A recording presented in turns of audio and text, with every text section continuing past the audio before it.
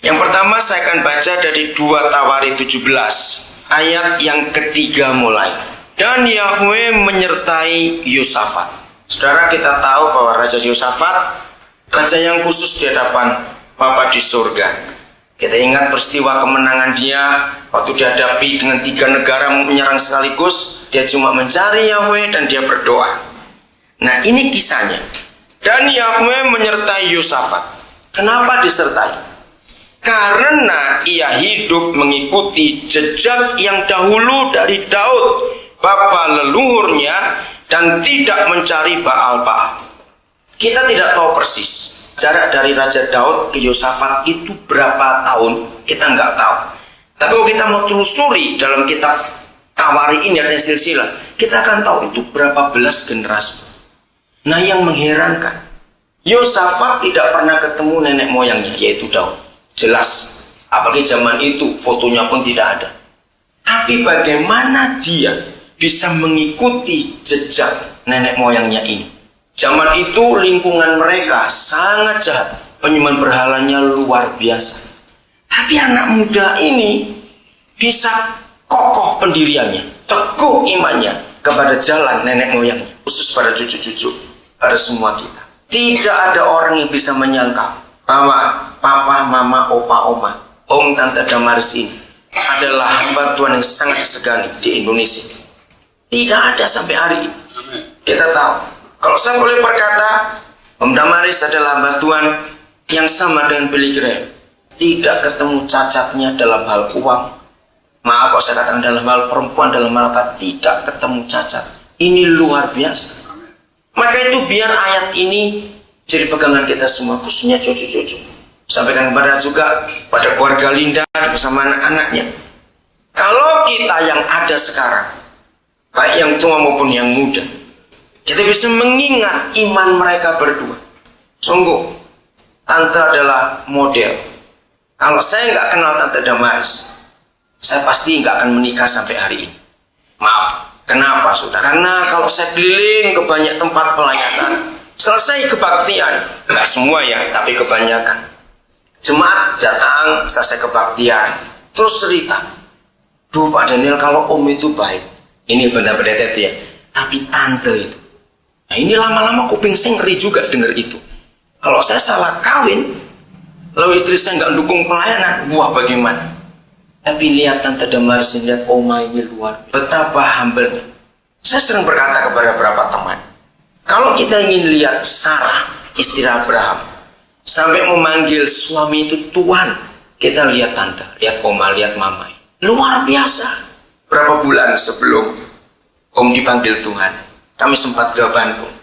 Saya kaget, pas kami datang mereka mau keluar. Om sudah rapi, dengan dasi, dengan tasnya itu. Saya tanya mau kemana? Terus tante bilang, ya begini, tiap hari maunya pergi pelayanan. Ya udah kami jalan aja sama sopir. Secara manusia, tante ini bisa capek.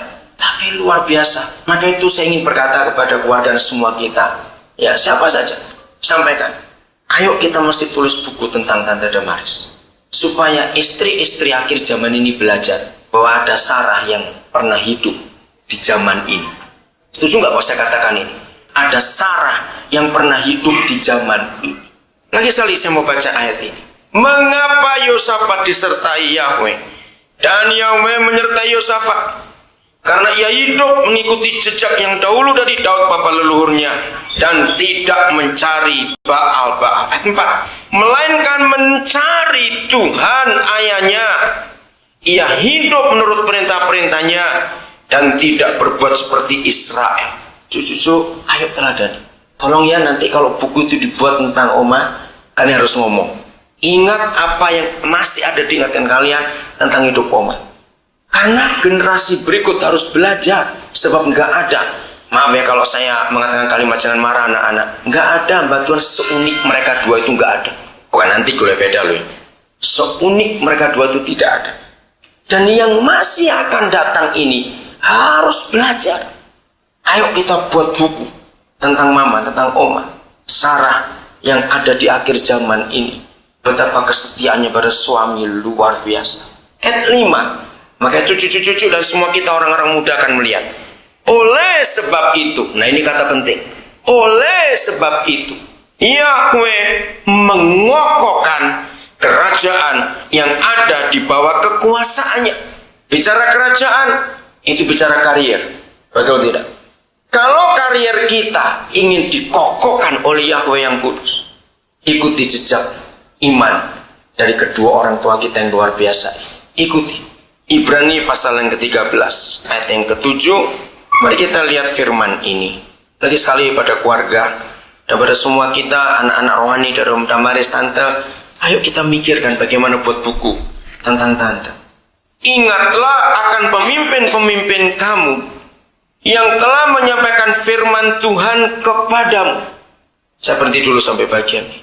Saudara, semua kita tahu, belum ada di Indonesia hamba Tuhan seperti Om Damaris. Kalau menyampaikan firman, 3 hal yang saya pelajari.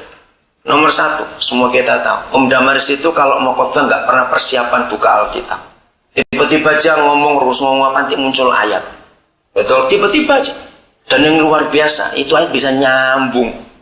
Itu yang saya belajar betul. Maka itu ayat ini betul. Ingatlah kan pemimpin-pemimpin kamu yang telah menyampaikan firman Tuhan kepadamu. Yang kedua, dia itu khotbah ayat apa saja, itu nyambungnya pasti ke Tabernakel. Halaman, ruangan suci. Saya itu heran, kok bisa mikir seperti itu. Yang ketiga, dia negor dengan keras, marah dengan keras seperti apa kalau lagi khotbah. Tapi orang nggak ada yang sakit hati, karena dia sampaikan sambil tertawa. Itu luar biasa. Kita semua belum ketemu ada batu seperti dia lagi. Maka itu perhatikan ini. Ingatlah kan pemimpin-pemimpin kamu yang telah menyampaikan firman Tuhan kepadamu. Nah, yang penting kalimat berikut. Perhatikanlah akhir hidup mereka dan contohlah iman mereka. Maka itu saya ingin dari mana mulainya. Ini kita bisa bicara kepada anak-anak rohani Om Tante yang lain untuk kita nulis buku ini. Harus itu, tidak bisa tidak. Karena ini yang kita perhatikan akhir hidup mereka dan contohlah iman mereka. Kalau nggak ada tulisan itu, kita nggak punya legacy secara khusus. Mau diteruskan pada orang-orang generasi yang akan datang ini. Terakhir, 2 Timotius 3. Hari itu Paulus berkata kepada Timotius dengan sikap yang tegas sekali. Dan ini yang kita mau katakan. Beberapa hari ini banyak orang yang telepon atau saya telepon SMS cerita tentang Om dan Tante. Dan saya share dengan mereka apa saja. Lihat apa yang dinyatakan Paulus kepada Timotius. Tetapi engkau Timotius telah mengikuti ajaranku, 2 cara hidupku, 3 pendirianku, 4 imanku, 5 kesabaranku, 6 kasihku, dan 7 ketekunanku. Saudara, kalau kita lihat ayat ini, sepertinya Paulus itu sombong sekali. Ayah-ayah yang hadir hari ini, sebetulnya kita pun berhak berkata begitu kepada anak-anak kita. Betul tidak? Kalau kita sebagai orang tua tidak berani berkata kepada anak-anak kita, ikuti hidup papa, ajaran papa, iman papa, pendirian papa, dan semuanya itu. Maaf, kita orang tua model apa? Kalau kita nggak berani menyatakan itu kepada anak cucu kita, ya atau tidak, saudara? Coba renungkan.